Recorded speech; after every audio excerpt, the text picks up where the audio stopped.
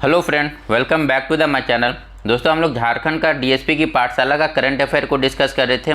इसमें अब तक हम लोग दोस्तों 7 चैप्टर को कंप्लीट कर चुके हैं। तो आज के भी इस वीडियो में लगभग दोस्तों हम लोग 5 चैप्टर को कंप्लीट करेंगे। इसके बाद दोस्तों इसमें सिर्फ 2 टॉपिक बच जाएगा। एक टॉपिक होगा झारखंड की प्रमुख योजनाएँ और दूसरा टॉपिक होगा झारखंड का बजट और आर्थिक सर्वेक्षण। तो ये टॉपिक हम लोग दोस्तों कल ख़त्म कर लेंगे। इसके बाद दोस्तों इसमें जो अब मंथली करंट अफेयर बच जाएगा तो उसे भी हम लोग 3 से 4 दिन में कंप्लीट कर लेंगे। तो इस तरह से ये आपका सारा जो है झारखंड का करंट अफेयर डीएसपी का पाठशाला का ये कंप्लीट हो जाएगा। तो चलिए आज की इस वीडियो को स्टार्ट करते हैं।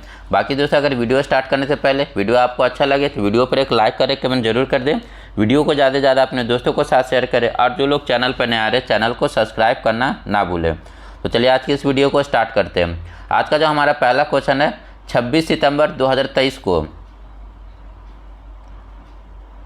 झारखंड की बेटिया ने इतिहास रचते हुए 62वां सुब्रतो कप बालिका राष्ट्रीय प्रतियोगिता का खिताब लगातार दूसरी बार संत पैट्रिक स्कूल आवासीय बालिका फुटबॉल प्रशिक्षण केंद्र गुमला ने किसे हराकर जीता। तो ये दोस्तों ये क्वेश्चन मैंने आपको पहले भी बताया कि 62वां जो है सुब्रतो कप महिला राष्ट्रीय स्कूली प्रतियोगिता का खिताब किसके द्वारा जीता जाता है, तो गुमला ने जीता ये खिताब। और किसको हराकर जीता है दोस्तों, तो ये हरियाणा को, यानी जो करेक्ट आंसर होगा ऑप्शन डी हो जाएगा। नेक्स्ट क्वेश्चन देखते हैं। 31 मार्च 2024 को हॉकी इंडिया के द्वारा हॉकी इंडिया अवार्ड में महिला वर्ग में प्लेयर ऑफ द ईयर 2023 का अवार्ड एवं एशियन हॉकी फेडरेशन कप के द्वारा emerging player of the award से किसे सम्मानित किया जा चुकी भारतीय महिला टीम की कप्तान सलीमा टेटे कहाँ की रहने वाली है। तो ये दोस्तों सलीमा टेटे कहाँ की रहने वाली है, तो ये दोस्तों सिमडेगा की, यानी जो करेक्ट आंसर होगा ऑप्शन डी हो जाएगा। तो ये दोस्तों यहाँ पर बस इंपॉर्टेंट ये है कि आपको सलीमा टेटे का खेल याद रखना है। सलीमा टेटे आपका हॉकी से संबंधित है और इन्हें दोस्तों 2024 में जो है हॉकी इंडिया के द्वारा क्या कौन सा अवार्ड मिला है, तो महिला वर्ग में प्लेयर ऑफ द ईयर 2023 का अवार्ड मिला है और एशियन हॉकी फेडरेशन के द्वारा emerging player of the year का अवार्ड मिला। तो ये दोनों अवार्ड याद रखिएगा। नेक्स्ट क्वेश्चन देखते हैं। झारखंड का वह क्रिकेट खिलाड़ी कौन है जिसका चयन विश्व कप क्रिकेट 2023 हेतु भारतीय टीम में किया गया तथा जिसने बांग्लादेश के खिलाफ एक दिवसीय मैच में दोहरा शतक लगाया। तो ये तो दोस्तों आप सभी को पता होगा, ईशान किशन, यानी जो करेक्ट आंसर होगा ऑप्शन डी हो जाएगा। बट ये दोस्तों ये बिहार से भी रिलेटेड है और ये झारखंड से भी रिलेटेड है। बट नेक्स्ट क्वेश्चन देखते हैं। चीन में संपन्न एशियाई गेम्स में भारतीय महिला हॉकी टीम में निम्न से कौन सा खिलाड़ी शामिल नहीं था। तो ये कौन से इसमें खिलाड़ी शामिल नहीं थे, निक्की प्रधान थी दोस्तों। ये चीन में जो अभी एशियन गेम्स हुआ था उसमें भारतीय महिला हॉकी टीम में कौन शामिल नहीं थे, तो निक्की प्रधान थी, सलीमा टेटे भी थी, संगीता कुमारी भी थी। ये आपका ब्यूटी डिंगडिंग नहीं हो जाएगी, यानी जो करेक्ट आंसर होगा ऑप्शन बी हो जाएगा। नेक्स्ट क्वेश्चन देखते हैं। झारखंड का वह पहला आदिवासी क्रिकेटर कौन है जिसका चयन आईपीएल टीम गुजरात टाइटंस में किया गया। तो झारखंड के पहले आदिवासी क्रिकेटर कौन है जिसका जो चयन दोस्तों गुजरात टाइटंस में किया गया, तो इनका नाम है रॉबिन मिंज, यानी जो करेक्ट आंसर होगा ऑप्शन बी हो जाएगा। नेक्स्ट क्वेश्चन देखते हैं। झारखंड की कौन सी एथलीट्स चीन में संपन्न एशियन गेम्स में भारतीय महिला टीम की 4 गुना 400 मीटर रिले दौड़ में शामिल थी। तो ये कौन थी दोस्तों, तो इनका नाम हो जाएगा फ्लोरेंस बारला, यानी जो करेक्ट आंसर होगा ऑप्शन सी हो जाएगा। नेक्स्ट क्वेश्चन है। निम्न में से सलीमा टेटे के बारे में कौन सा कथन असत्य है।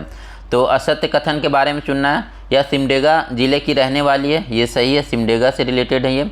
एशिया हॉकी फेडरेशन के द्वारा इन्हें एशिया का एथलीट्स एम्बेसडर नियुक्त किया गया, ये भी सही है। दूसरा, 5वां हॉकी इंडिया वार्षिक पुरस्कार समारोह में इन्हें बेस्ट खिलाड़ी के पुरस्कार से पुरस्कृत किया गया, ये भी कथन सही है। यह झारखंड की प्रथम महिला ओलंपिक खिलाड़ी है, नहीं ये दोस्तों ये यहाँ पर स्टेटमेंट गलत है। तो आप लोगों को आप कमेंट करके बताना है कि झारखंड की जो पहली महिला ओलंपिक खिलाड़ी कौन थी, इसका आंसर आप लोग कमेंट करके बताएंगे। नेक्स्ट क्वेश्चन देखते हैं। हाल ही में झारखंड के किस अंतर्राष्ट्रीय क्रिकेट खिलाड़ी ने संन्यास की घोषणा की है। तो ये कौन सा है दोस्तों, तो सौरभ तिवारी, यानी जो करेक्ट आंसर होगा ऑप्शन ए हो जाएगा। नेक्स्ट क्वेश्चन देखते हैं। झारखंड के निम्न में से कौन से खिलाड़ी आईबीए जूनियर बॉक्सिंग चैंपियनशिप में रजत पदक जीता है। तो ये कौन से हैं, तो मनीषा किरकेट्टा, यानी जो करेक्ट आंसर होगा ऑप्शन डी हो जाएगा। लेकिन दोस्तों आप बस यहाँ से ये नाम याद रखिए, जो मनीषा किरकेट्टा ये इनका संबंध किससे है, तो ये बॉक्सिंग से संबंधित है। अगला क्वेश्चन है, झारखंड के किस फुटबॉल खिलाड़ी का चयन नेपाल में आयोजित अंडर 19 चैंपियनशिप के लिए भारतीय फुटबॉल टीम में हुआ है। तो ये किनका चयन हुआ दोस्तों? तो विजय मरांडी का, यानी जो करेक्ट आंसर होगा ऑप्शन सी हो जाएगा। अगला क्वेश्चन है, झारखंड की सुजाना लकड़ा ने इतिहास रचते हुए SGFI प्रतियोगिता में झारखंड को 100 मीटर हडल्स में कौन सा पदक दिलाया? तो ये स्वर्ण पदक इन्होंने दिलाया, यानी जो करेक्ट आंसर होगा ऑप्शन ए हो जाएगा। रांची के उस दृष्टिहीन खिलाड़ी का नाम बताइए जो 2022 दृष्टिबाधित क्रिकेट विश्व कप विजेता टीम में के जो है सदस्य रहे हैं। तो इनका नाम क्या है दोस्तों? तो सुजीत मुंडा, यानी जो करेक्ट आंसर होगा ऑप्शन ए हो जाएगा। ये दोस्तों आपका क्वेश्चन इंपॉर्टेंट में, या शायद ये क्वेश्चन आपका पूछा हुआ भी है। नेक्स्ट क्वेश्चन देखते हैं, सैफ अंडर 18 महिला फुटबॉल प्रतियोगिता जिसका आयोजन GRD स्पोर्ट्स कॉम्प्लेक्स जमशेदपुर में किया गया था, कब विजेता कौन रहा? तो इसका विजेता कौन बना दोस्तों? तो सैफ अंडर 18 महिला फुटबॉल प्रतियोगिता का जो विजेता रहे ये दोस्तों ये हो जाएगा बांग्लादेश, यानी जो करेक्ट आंसर होगा ऑप्शन सी हो जाएगा। अगला क्वेश्चन है, 36वें राष्ट्रीय खेल गुजरात में झारखंड कुल 13 पदकों के साथ कितने स्थान पर रहा?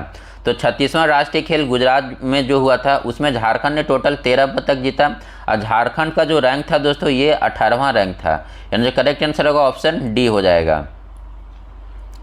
अगला क्वेश्चन है, झारखंड की लवली चौबे और रूपा रानी तिर्की ने भारतीय लॉन बॉल टीम में 2022 में कौन सा पदक जीता है? तो ये दोस्तों लवली चौबे और रूपा रानी तिर्की इन दोनों का संबंध किससे है? तो लॉन बॉल से संबंधित है और इन्होंने जो है 2022 में ये कौन से पदक जीते थे इन दोनों ने?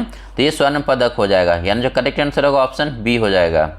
नेक्स्ट क्वेश्चन देखते हैं, झारखंड के सुनील बहादुर ने गुजरात में आयोजित 36वें राष्ट्रीय खेल में स्वर्ण पदक जीता है। सुनील बहादुर का संबंध किस खेल से है?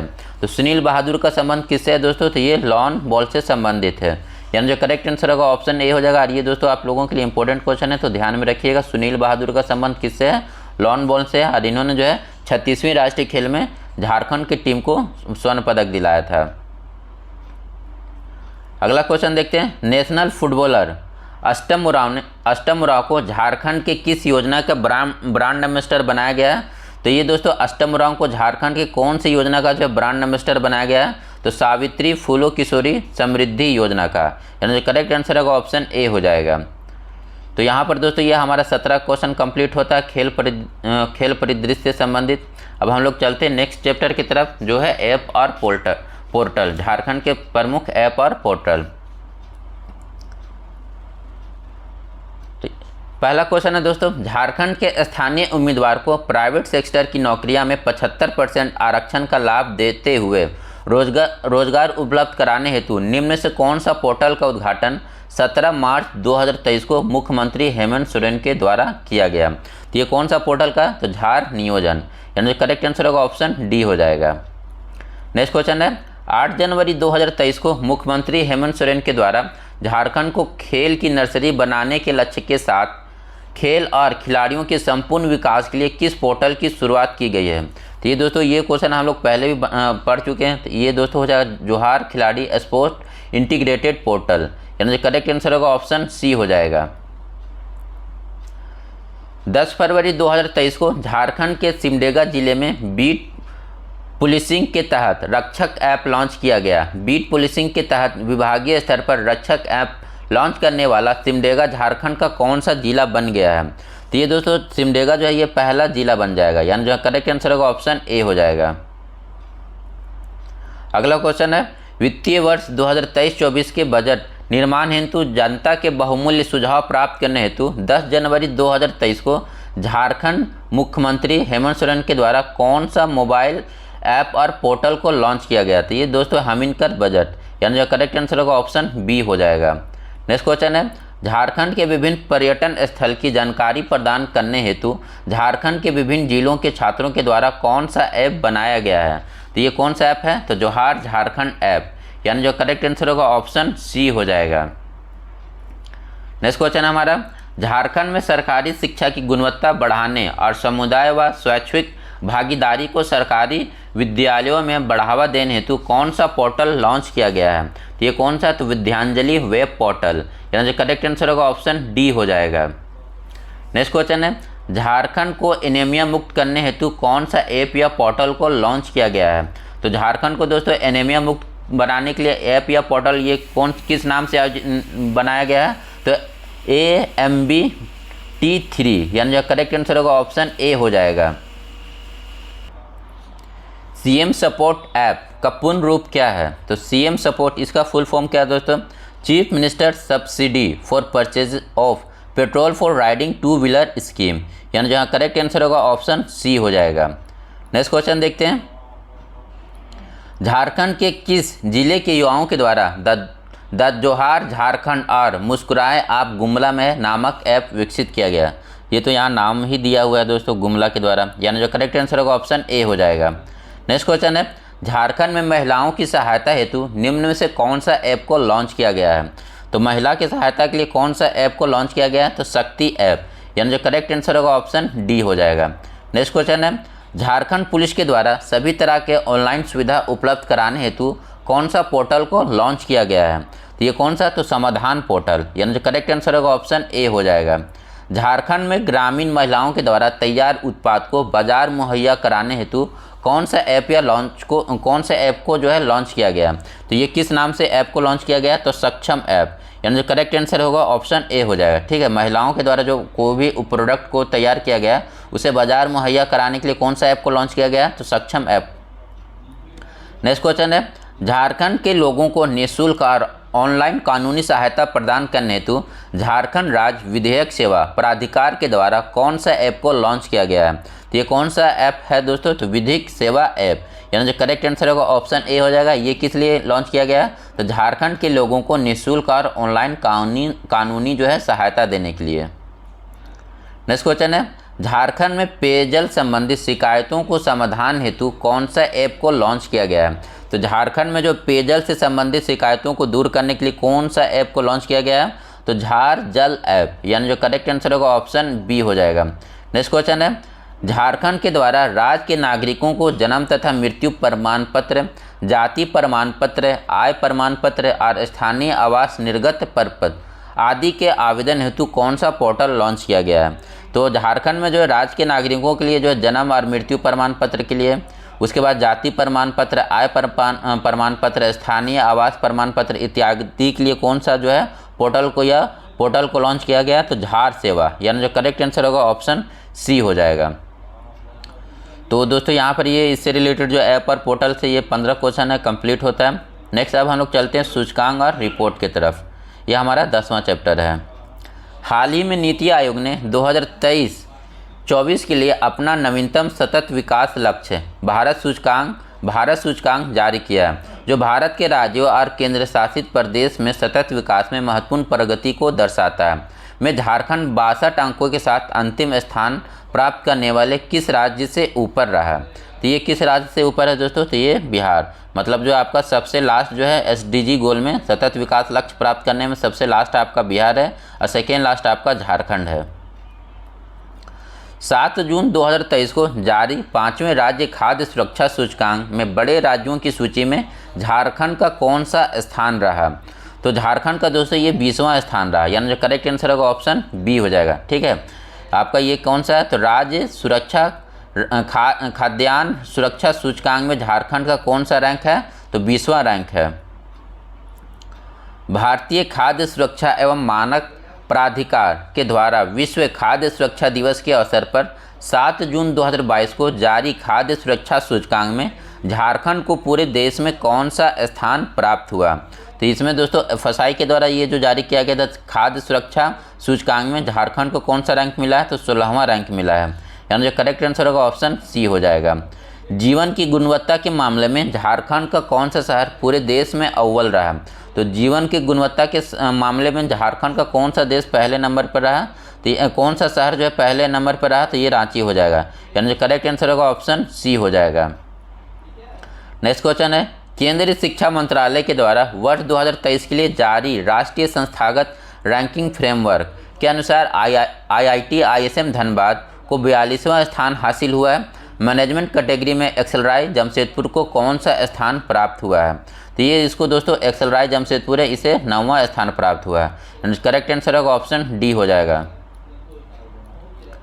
Centre for science and environment के द्वारा वर्ष 2021-22 के प्रदर्शन के आधार पर तैयार की गई रैंकिंग सस्टेनेबल डेवलपमेंट गोल सतत विकास लक्ष्य में पूरे देश में झारखंड का कौन सा स्थान प्राप्त हुआ। तो SDG गोल प्राप्त करने में झारखंड का कौन सा रैंक है, तो ये 16वां रैंक है, यानी जो करेक्ट आंसर होगा ऑप्शन बी हो जाएगा।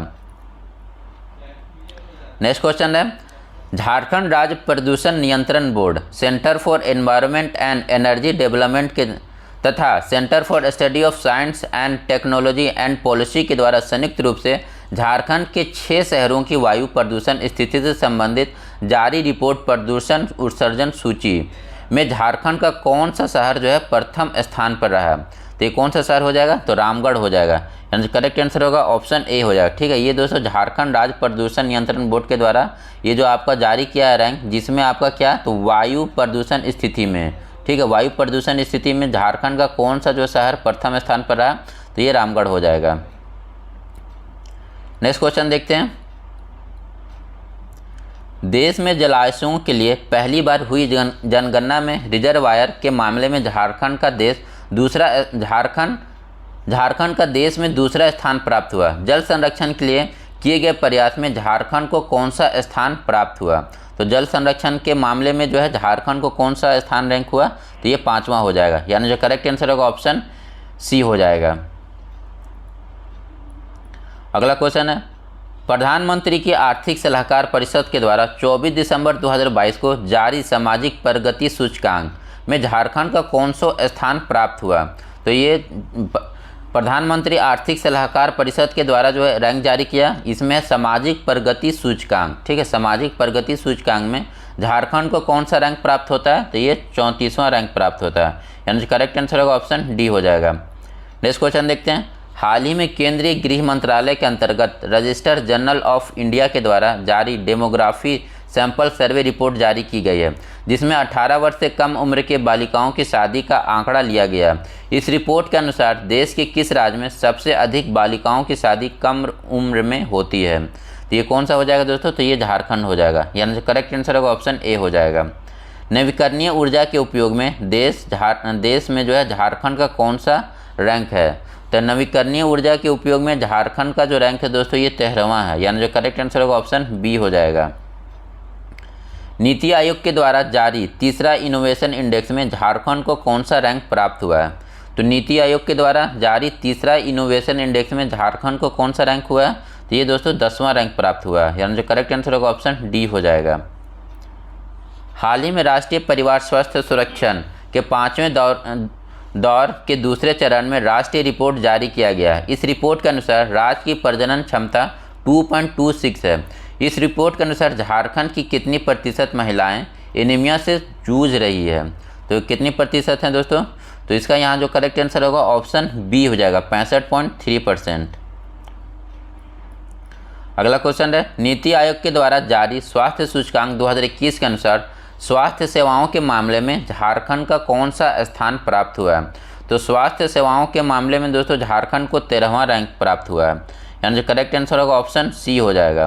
नेक्स्ट क्वेश्चन देखते हैं, नीति आयोग के द्वारा पहली बार बहुआयामी गरीबी सूचकांक रिपोर्ट के अनुसार देश के सबसे गरीब राज्यों में झारखंड को कौन सा स्थान प्राप्त हुआ है। तो देश के सबसे गरीब राज्यों में झारखंड का जो रैंक है ये दूसरा है, यानी जो करेक्ट आंसर होगा ऑप्शन ए हो जाएगा। तो सूचकांक का रिपोर्ट से संबंधित ये दोस्तों हमारा चैप्टर कंप्लीट होता है।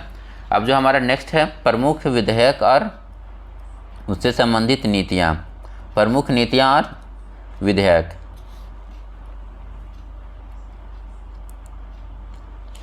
झारखंड कैबिनेट ने food and feed processing industry policy 2024 को कब स्वीकृति प्रदान की।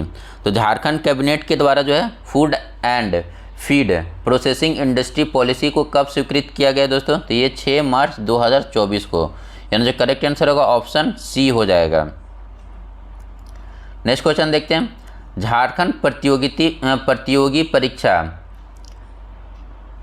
विधेयक 2023 जो झारखंड विधानसभा के द्वारा 3 अगस्त 2023 को पारित किया गया के संबंध में कौन सा कथन असत्य है। तो यहाँ पर असत्य कथन के बारे में पूछा जा रहा है। इस विधेयक का मुख्य उद्देश्य परीक्षाओं में होने वाली चोरी को रोकना है, तो ये तो सही है। राज्य लोक सेवा आयोग, कर्मचारी चयन आयोग, भर्ती समितियां के द्वारा आयोजित की जाने वाली परीक्षाएं, राज्य सरकार के लोक उपक्रमों के द्वारा आयोजित परीक्षाओं के अलावा निगम और निकायों के द्वारा आयोजित की जाने वाली परीक्षाओं पर यह लागू होगा। तो ये सही है दोस्तों। तो ये आपका जेपीएससी, जेएसएससी और जो आपका जो भी एग्ज़ाम हो रहा है निगम और निकायों के द्वारा जो भी एग्ज़ाम हो रहा है, इन सभी पर ये जो है विधेयक लागू होगा।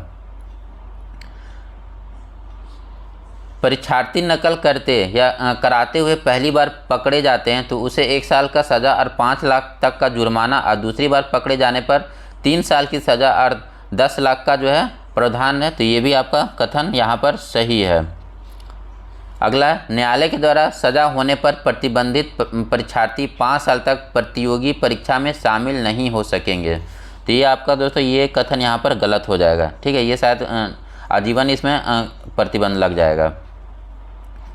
नेक्स्ट क्वेश्चन देखते हैं।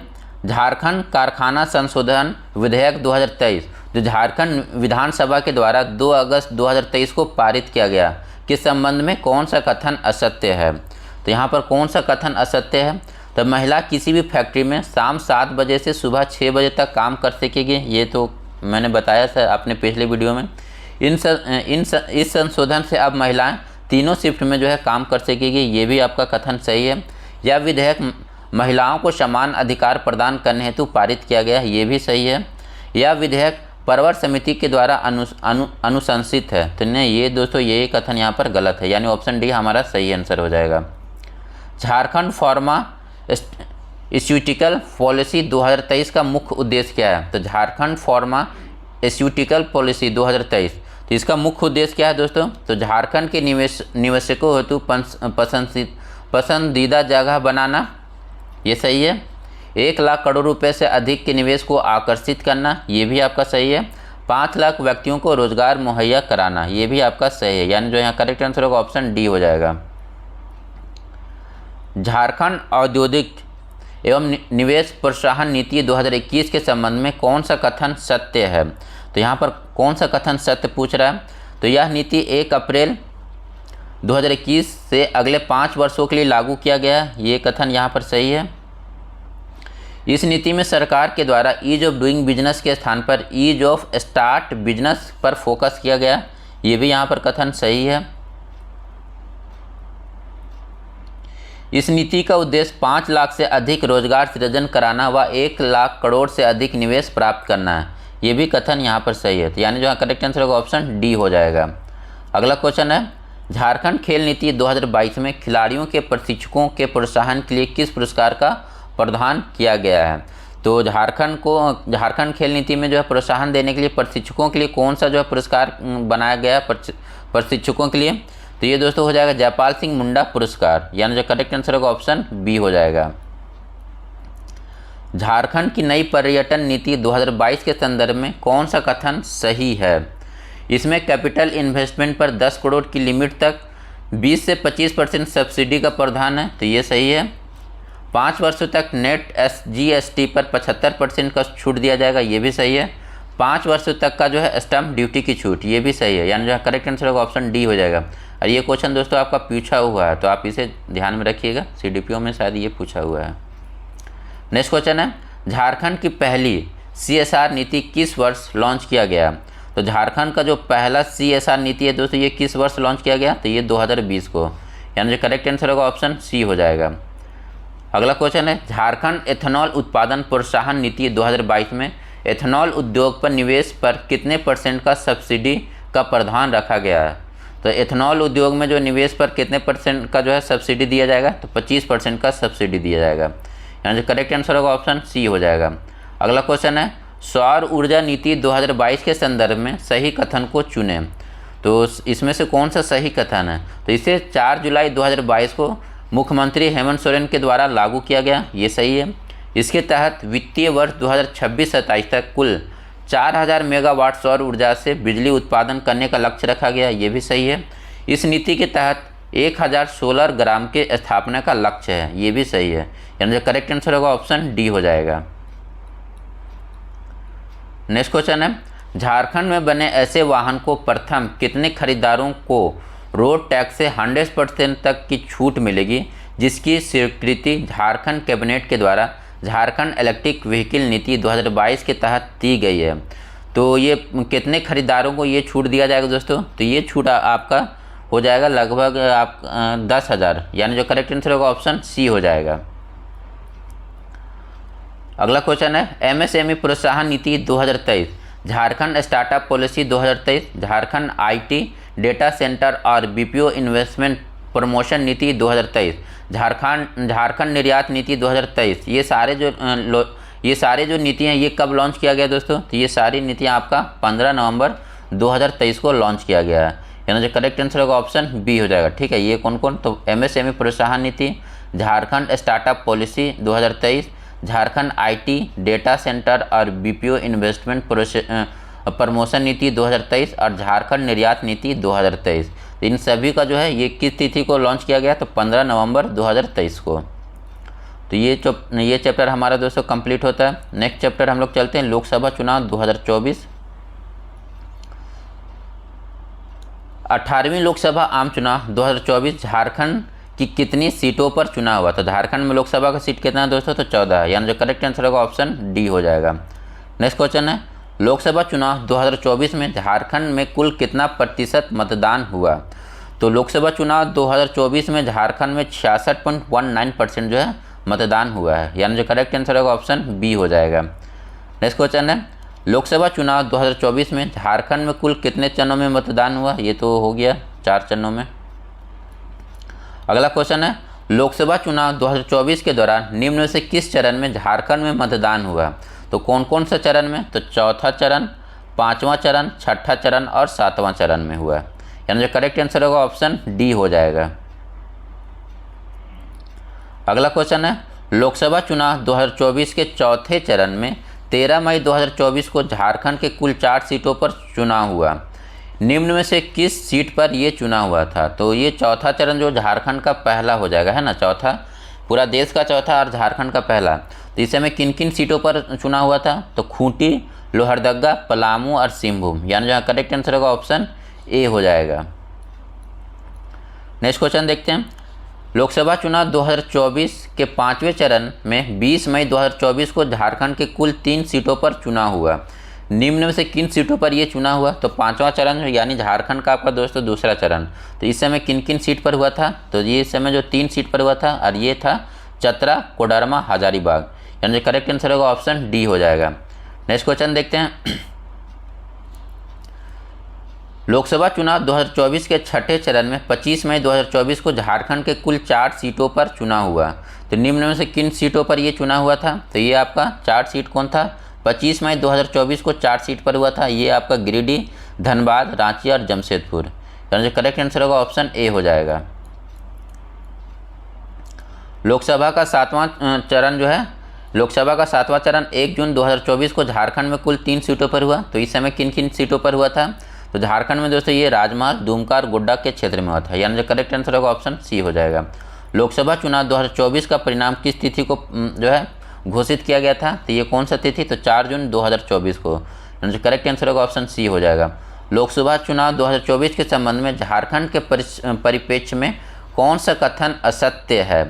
तो कौन सा कथन असत्य है? इस चुनाव में भाजपा को 8, झामुमो को 3, कांग्रेस के 2 तथा आजसू पार्टी को 1 सीट प्राप्त हुआ।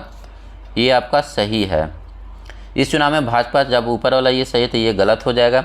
इस चुनाव में इंडिया गठबंधन अनुसूचित जाति हेतु आरक्षित 5 सीटों पर जीत हासिल की, जिसमें झामुमो को 3 और कांग्रेस को 2 सीट प्राप्त हुआ।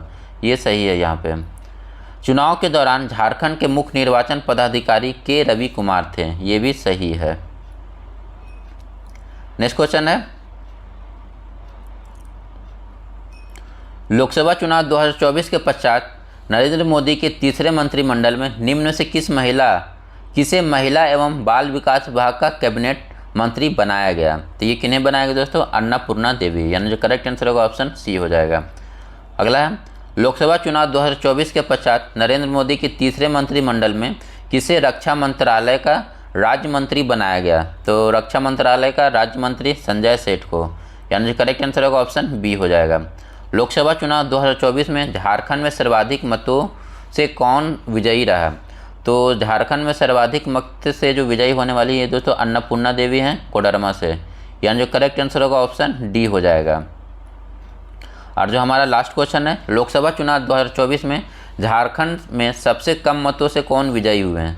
तो सबसे कम मतों से दोस्तों नालिन सोरेन, ये दुमका से, यानी जो करेक्ट आंसर होगा ऑप्शन ए हो जाएगा।